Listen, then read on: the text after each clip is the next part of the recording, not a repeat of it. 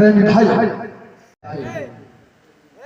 आज जिस तरह भाई वीर सिंह को बंद किया, आज मैंने रणभूमि से भागा। मैं यार क्या सोचूं, किस तरह मैं अपना भाई को बदला लूं, कुछ समझ में नहीं आ रहा है। याद आ गया, रोक जा जाने ले बादशाह, कुछ ही क्षणों के बाद मैं फिर आ रहा हूं। प्रेमी भाइयों, जिस तरह भाई वीर सिंह को बंद किया, उसी तरह हरा मजादे को जब तक बंद नहीं करूंगा, तब तक ये राम सिंह लुटेरा चैन का नींद नहीं सोएगा। प्रेमी भाइयों, मैं यहां से चलता ब्रह्म बाबा को पास, ब्रह्म बाबा से ब्रह्म फांस मंगनी करके इस हरा मजादे को ब्रह्म फांस में फंसाकर तरपा तरपा के मारूंगा, जिस तरह मेरा भाई वीर सिंह को मारा था, उसी तरह इस हरा मजादे को तरपा तरपा के मारूंगा। मैं यहां से चलता हूं ब्रह्म बाबा को पास, ब्रह्म फांस लाने के लिए।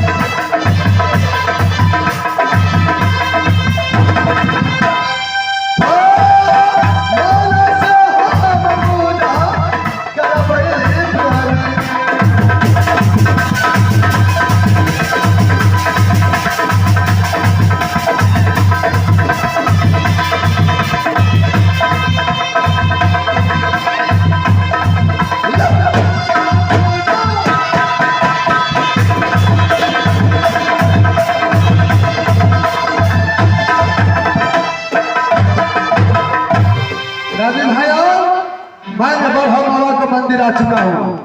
सबसे पहले ब्रह्म बाबा को प्रणाम करता हूँ, उसके बाद मैं वरदान मांगूंगा।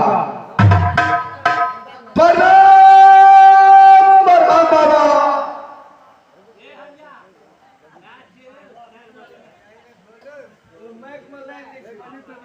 प्रेमी भाइयों, मैंने एक बार बाबा ब्रह्म को प्रणाम किया तो ब्रह्म बाबा लग रहा है ध्यान में है। ठीक है, मैं दोबारा प्रणाम करने के लिए जा रहा हूं ब्रह्म बाबा को। प्रणाम ब्रह्म बाबा। हे मस्त रहो, तुम कौन हो? इतने रात को मेरे आवाज लगाते हो? बाबा, मैं जादवपुर का रहने वाला राम सिंह लुटेरा हूं बाबा। क्या? तुम जादवपुर को रहने वाला राम सिंह लुटेरा है? कौन है बाबा? इतने रात को मेरे मंदिर आने को कारण क्या है? बाबा, बोलो। आपको मंदिर आने का कारण यही है बाबा, मैंने नायना को घोर बंधनों से हर के लाया बाबा। नायना ने धोखे से सर करवाकर 12 बरस 13 चमटिया बस 17 बरस लुटाने के लिए बोला। मैंने भाई वीर सिंह को नायना को भेज दिया 13 चमटिया के पास। 12 बरस पूरे में 2 रोज बाकी था बाबा। तब तक में पागल के रूप में जंगली बादशाह आया बाबा। मेरा भाई वीर सिंह को बंद करके नायना को लेके भाग गया बाबा। मैंने गया अपने भाई को बदला लेने के लिए जंगली बादशाह से, तो मेरा जन्मभूमि में पराजित कर दिया बाबा। मैंने आपको बचपन से पूजा करते आ रहा हूँ बाबा। मेरा भाई वीर सिंह को बंद कर दिया बाबा। मैं आपको पास आया हूँ इसलिए कि आप अपना ब्रह्म पास एक रोज के लिए दे दीजिए बाबा। राम सिंह, बोलिए बाबा। तूने मेरा बचपन से पूजा किया है, कौन है बाबा? अभी तक करता है पूजा। मैं तेरा पूजा से मैं खुश हूँ। क्या तेरा भाई वीर सिंह बंद हो गया? कौन है बाबा? क्या तुम्हारा ब्रह्म पास हो? मैं दूंगा बाबा। बोलो। जोड़ा बेजोड़ा कर दिया है मेरा दुश्मन ने, इसीलिए आपको पास आया हूँ आपसे ब्रह्म पास लेने के लिए बाबा। ठीक है, चलो हाथ बढ़ाओ, मैं ब्रह्म पास देने के लिए तैयार हूँ। प्रणाम बाबा। हे मस्त रहो। आप ब्रह्म पास बढ़ाइए, मैं लेने के लिए तैयार होता हूँ बाबा। हाथ बढ़ाओ। चलिए बताइए।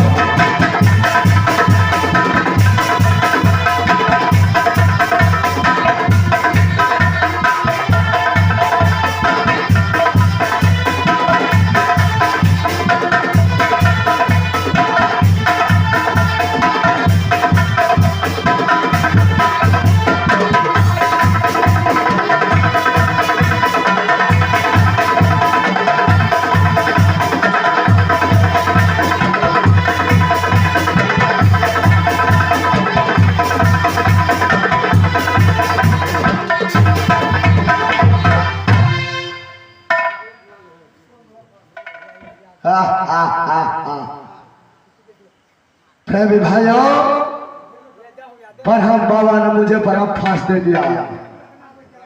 आप इसी ब्रह्म फांस में जंगली बादशाह को फंसाकर अपने भाई को बदला तरफा के लूंगा। रुक जा हरामजादे, मैं तुझे फिर से पीछा करने के लिए आ रहा हूँ। रुक जा, मैं अब यहाँ से चलता हूँ उस हरामजादे को पीछा करने के लिए।